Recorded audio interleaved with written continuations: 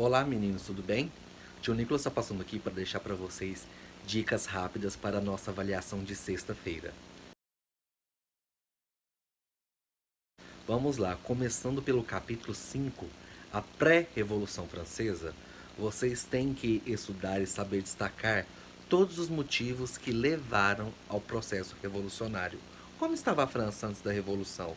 O período de falência do Estado francês, os altos gastos do clero e da nobreza, os altos gastos com as guerras, o patrocínio financeiro à independência dos Estados Unidos, também destacando os problemas climáticos como a seca, tudo isso que levou à fome e à revolta da população, certo?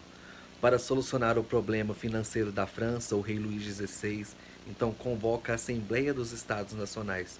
Como era o voto na Assembleia dos Estados Nacionais? O voto era por estado. O terceiro estado, que eram os pagadores de impostos, pretendia que o voto fosse por cabeça. Mas, para surpresa do terceiro estado, na abertura da Assembleia, o rei determina o voto por estado novamente. E aí o terceiro estado rompe com a Assembleia dos Estados Gerais e faz um juramento, o juramento do jogo de Pela, lembra disso? E se declara em Assembleia Nacional Constituinte. O que é uma Assembleia Nacional Constituinte, gente? Uma assembleia com o objetivo de elaborar uma Constituição, beleza? Meninos, então a partir da Assembleia Nacional Constituinte, nós partimos para o capítulo 6, a Revolução Francesa. Primeiro, qual foi o marco inicial da Revolução Francesa? A queda da prisão da Bastilha. Em 14 de julho de 1789, os parisienses invadem a Bastilha, que era um marco do absolutismo francês. Isso é muito importante historicamente falando, porque, gente, é o que coloca fim à Idade Moderna e o início da Idade Contemporânea. O que vocês têm que lembrar para mim? Vamos lembrar a respeito. Nesse período, houve a elaboração da Declaração dos Direitos do Homem e do Cidadão. Houve também a elaboração da Constituição de 1791. Vocês vão saber, tem que lembrar um pouquinho sobre quais eram as principais determinações dessa Declaração de Direitos, quais eram as principais determinações da monarquia, da Constituição, desculpa. Uma delas é a determinação da existência de uma monarquia constitucional. Então, o rei teria seus poderes limitados por uma Constituição. O rei Luís XVI ele vai tentar fugir da França, se unir com outras monarquias absolutistas europeias, para então retomar o poder no território francês. Esses outros países, lembram, eles temiam que as ideias revolucionárias chegassem aos seus territórios.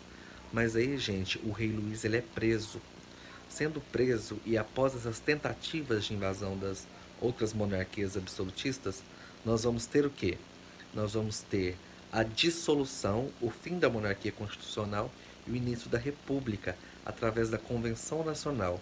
Quais eram os três partidos que compunham a Convenção Nacional? Girondinos, representantes da alta burguesia, jacobinos, que queriam mudanças radicais, representavam a pequena e média burguesia, e a planície, também chamada de pântano, que se posicionava de acordo com quem estivesse no poder.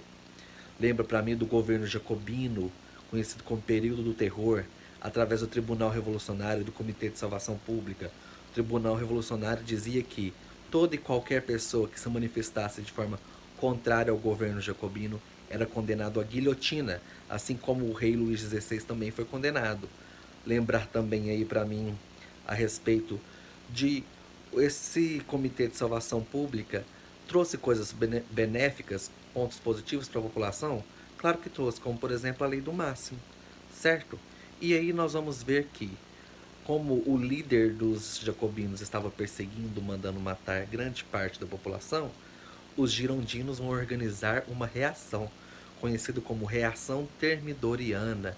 E no golpe do 9 Termidor, então os girondinos chegam ao poder.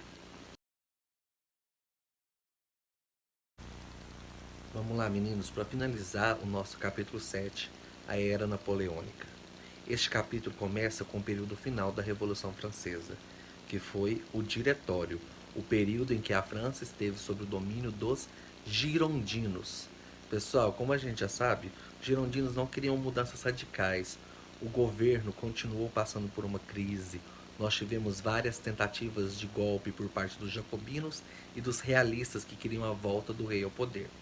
Nesse tempo, em meio a isso tudo, era necessário restabilizar o país, trazer alguém com pulso firme, forte, que conseguisse organizar a população, organizar a economia e toda a sociedade de maneira geral.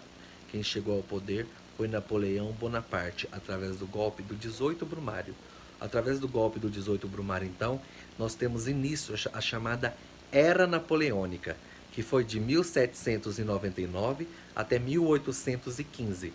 Primeira etapa do governo da Era Napoleônica, o consulado. Vocês vão lembrar para mim sobre, primeiro, mudanças na área educacional, área jurídica e área econômica. Beleza? Sobre o período do Império, vocês vão lembrar para mim primeiro sobre as guerras libertadoras. Depois vão relembrar sobre o bloqueio continental. Quais países mais sofreram com o bloqueio continental? O que aconteceu no caso da Rússia? E aí vocês vão lembrar para mim sobre o primeiro exílio de Napoleão na ilha de Elba. Depois, a volta dele ao governo no governo dos 100 dias. E, por fim, como que ele foi exilado de maneira definitiva na ilha de Santa Helena. Certo? Meninas, qualquer dúvida, vocês podem perguntar pro tio no WhatsApp. Um grande abraço e bons estudos.